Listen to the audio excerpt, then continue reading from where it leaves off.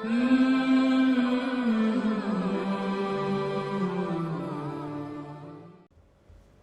اللہ والصلاۃ والسلام علی رسول اللہ وبعد۔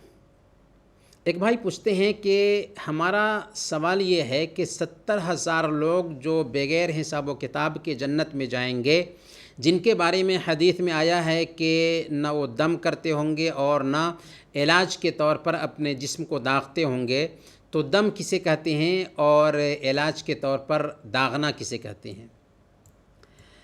دیکھیں، آپ نے جب حدیث کی طرف اشارہ کیا ہے تو سب سے پہلے وہ حدیث سن لیجئے جس کی طرف آپ نے اشارہ کیا ہے۔ یہ صحیح بخاری کی حدیث ہے، حضرت ابن عباس سے رضی اللہ عنہما سے مروی ہے۔ اللہ کے نبی صلی اللہ علیہ وسلم نے ارشاد فرمایا کہ میرے سامنے پیغمبروں کی، نبیوں کی امتیں لائی گئیں۔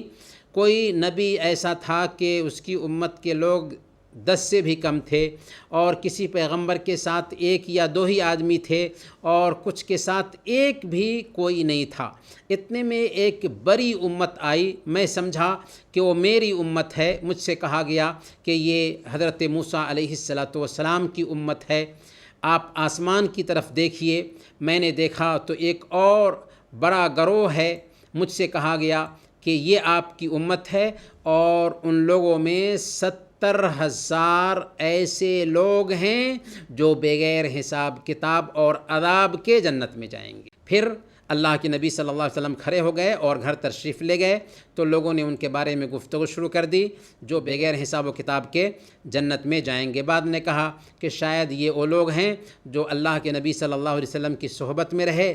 بعد نے کہا کہ شاید یہ وہ لوگ ہیں جو اسلام کی حالت میں پیدا ہوئے اور انہوں نے اللہ کے ساتھ کسی کو شریک نہیں ٹھہرایا، اور بعد نے کچھ اور باتیں بھی کہیں۔ اتنے میں اللہ کے نبی صلی اللہ علیہ وسلم تشریف لائے اور فرمایا کہ تم لوگ کس چیز کے بارے میں بحث کر رہے تھے؟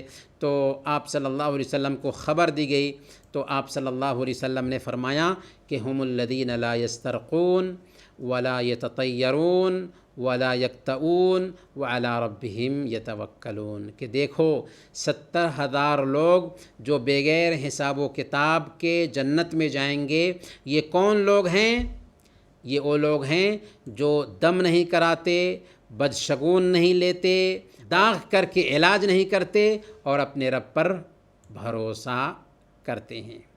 اس حدیث میں سب سے پہلے جو اللہ کے نبی صلی اللہ علیہ وسلم نے کہا کہ وہ دم نہیں کراتے، لا یسترقون، یعنی دوسروں سے دم کرنے کے لیے طلب نہیں کرتے۔ تو اس میں اس بات کی وضاحت ہے کہ دوسروں سے نہیں کہتے کہ وہ ہم پر دم کر دیں، حالانکہ یہ بھی کرنا جائز ہے، لیکن ان کا اعلیٰ ایمان یہ ہے کہ وہ دوسروں سے طلب نہیں کرتے لیکن اپنے اوپر دم کر لیتے ہیں، اور اسی طریقے سے وہ بدفعلی نہیں لیتے، اور اسی طریقے سے داغ کر کے علاج نہیں کرتے، اور اپنے رب پر اعتماد کرتے ہیں، بھروسہ کرتے ہیں۔ دم کرنے کا مطلب کیا ہوتا ہے؟ کہ کوئی دعا یا کوئی سورہ پڑھ کر کے مریض کو پھونکا جائے، یہ دم ہے، اور یہ جائز ہے، اس میں کوئی حرج کی بات نہیں، دم کرنا مسنون ہے۔ البتہ جیسا کہ ہم نے عرض کیا کہ اپنے آپ پر دم کرنا سب سے بہتر طریقہ ہوتا ہے دوسروں سے دم کرانے کے مقابلہ میں۔ اللہ کے نبی صلی اللہ علیہ وسلم نے خود دم کیا ہے، صحابہ نے دم کیا ہے، اور ہر زمانے میں اللہ والوں نے دم کیا ہے۔ صحیح مسلم کی روایت ہے، حضرت جابر بن عبداللہ رضی اللہ تعالیٰ عنہ بیان کرتے ہیں کہ ہم میں سے ایک آدمی کو بچھو نے ڈنک مار دیا، تو ہم اللہ کے نبی صلی اللہ علیہ وسلم کے پاس اس وقت بیٹھے ہوئے تھے۔ ایک آدمی نے کہا کہ اے اللہ کے رسول صلی اللہ علیہ وسلم، کیا ہم اسے دم کر سکتے ہیں؟ کیا ہم اسے دم کر سکتے ہیں؟ تو اللہ کے نبی صلی اللہ علیہ وسلم نے ارشاد فرمایا، من استطاع منکم ان ينفع اخاہ فلیفعل، کہ تم میں سے جو کوئی اپنے بھائی کو فائدہ پہنچانا چاہتا ہو اسے چاہیے کہ فائدہ پہنچائے۔ البتہ دم کے لیے شرط یہ ہے کہ یہ دم چند شرطوں کے ساتھ ہی ہونا چاہیے۔ پہلے نمبر پر اللہ کے کلام یا اللہ کے اسماء و صفات کے ذریعہ ہو۔ دوسرے نمبر پر عربی زبان میں ہو یا ایسی زبان میں ہو جس کا مفہوم اور معنی سمجھ میں آئے، مبہم کلمات اس میں نہ ہوں۔ تیسری شرط یہ ہے کہ یہ عقیدہ نہ رکھا جائے کہ دم بذات خود اثر انداز ہوتا ہے، کیونکہ اثر ڈالنے والی ذات اللہ تعالیٰ کی ہے۔ دم کر لیں، اگر اللہ رب العالمین اثر نہ ڈالے تو اس دم میں اثر نہیں ہو سکتا۔ تو یہ عقیدہ رکھا جائے کہ دم بذات خود اثر انداز نہیں ہے، اللہ کی تقدیر سے اس میں اثر ہوتا ہے۔ اور چوتھی شرط یہ ہے کہ یہ دم کسی کافر اور جادوگر سے نہ کرایا جائے، بلکہ کسی موحد صحیح عقیدہ والے سے دم کرایا جائے، یا خود اپنے آپ پہ ایک بندہ دم کرے۔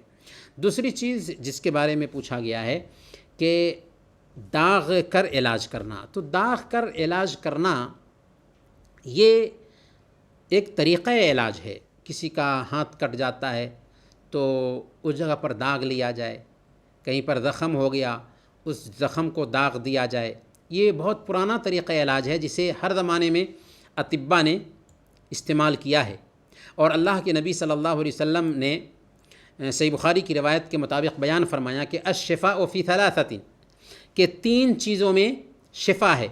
اس میں سے بیان فرمایا کہ پچھنا لگوانے میں شفا ہے، شہد پینے میں شفا ہے، اور آگ سے داغنے میں شفا ہے۔ لیکن اللہ کے نبی صلی اللہ علیہ وسلم نے کیا فرمایا؟